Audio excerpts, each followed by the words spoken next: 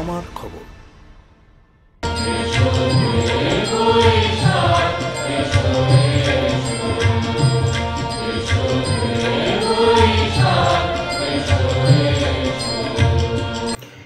এসো হে বৈশাখ, এসো এসো।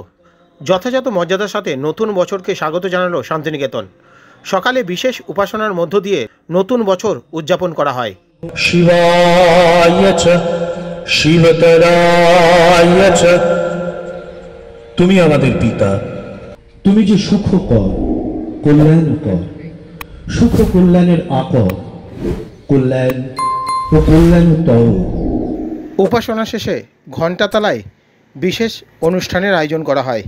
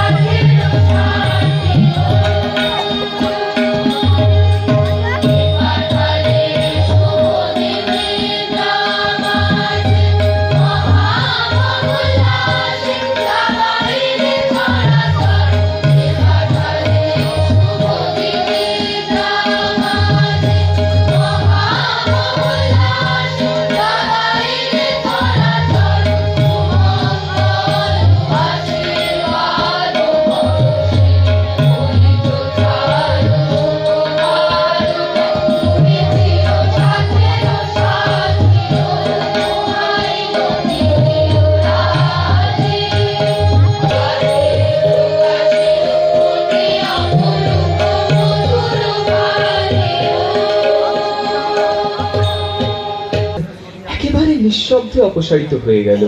পুরী যেমন করে ফোটে, আলোক তেমনি করে বিকশিত হয়ে উঠল। তার জন্য কোথাও কিছুমাত্র বেদনা বাজল না। নববৎসরের উষালক্ষ্মী এমন স্বভাবত, এমন নিঃশব্দে আমাদের অন্তরে প্রকাশিত হয়। নিত্যলোকের সিংহদ্বার বিশ্ব প্রকৃতির দিকে চিরকাল খোলাই রয়েছে। সেখান থেকে নিত্য নতুনের অমৃত ধারা অবাধে সর্বত্র প্রবাহিত হচ্ছে। এই জন্যই বসন্ত যেদিন সমস্ত বনস্থলীর মাথার উপরে দক্ষিণ বাতাসে নবীনতার আশিস মন্ত্র পড়ে দেয়, সেদিন দেখতে দেখতে তখনই অনায়াসে শুকনো পাতা খসে গিয়ে কোথা থেকে নবীন কিশলয় পুলকিত হয়ে ওঠে। ফুলে ফলে পল্লবে বনশ্রীর শ্যামাঞ্চল একেবারে ভরে যায়। এই যে পুরাতনের আবরণের ভিতর থেকে নূতনের মুক্তি লাভ, এ কত অনায়াসেই সম্পন্ন হয়।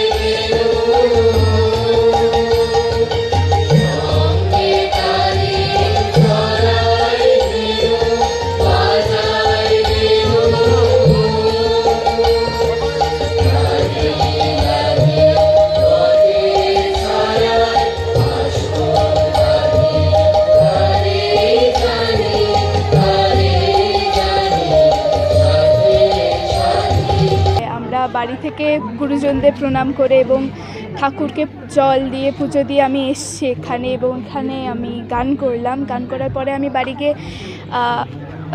মানে বন্ধুদের সাথে বেরোনোর প্ল্যান আছে, এবং বাড়িতে যেমন আজকে যেমন ষষ্ঠী বললো, সেই জন্য আজকে আমাদেরও নিরামিষ, তো আমরা নিরামিষ খাবো। এবং বিকেলবেলা কীভাবে পালন করছো? বিশ্বভারতীতে এই যেমন আমরা এখানে গান করলাম, আমরা আবার বিকেলবেলা এখানে দেখতে আসবো আমাদের সহপাঠী, যাতে আরও ভালো করে গান, চণ্ডালিকা, নৃত্যনাট্য করতে পারে। হয়তো আপনারা জানেন নাকি আমরা অনেক দিন পরে আবার চণ্ডালিকা নৃত্যনাট্য করতে পারছি, আমাদের শিক্ষাক্ষেত্র করতে পারছে, তো আমরা খুবই খুশি। আমরা চাই আমাদের এই নৃত্যনাট্যটা খুবই ভালো।